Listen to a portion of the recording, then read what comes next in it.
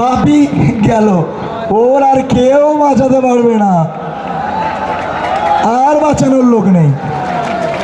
কেন, যেখানে আমার মায়েরা বেরিয়ে এসছে আর বাপি হালদারের বাঁচানো যায়। আজকে যখন আমরা ঢোলাতে র্যালি করছিলাম, কি দেব না কি ভিআইপি, একটা সিভিক বললো ভিআইপি ঢুকবে, দেব ভিআইপি আর আমাদের চোর বাপি হালদার ওই র্যালির পাশ দিয়ে যাচ্ছিল।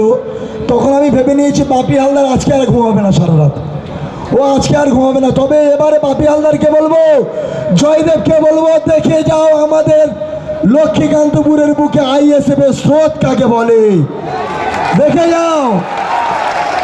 এটা বিরিয়ানির প্যাকেট দিয়ে আনা হয়নি, কোনো গাড়ি ভাড়া দিয়ে আনা হয়নি, শুধু নওশাদ সিদ্দিকীর ভালোবাসা। এটা বাঘের বাচ্চার ভালোবাসা। এটা হচ্ছে বাংলার বিকল্পের ভালোবাসা। মানুষ বিকল্প চাচ্ছে। বাপি হালদার, তোমার চোদাবত্তর এবার গুড়াও মথুরাপুর থেকে, আর তোমাকে এখানে থাকতে হবে না।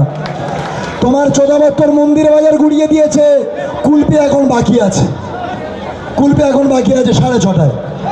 কুলপি যাবো 7টা, মানে আমার কুলপি আর যেতে হবে না, বাপি হালদার চোদাবত্তর গুড়িয়ে আর হবে না।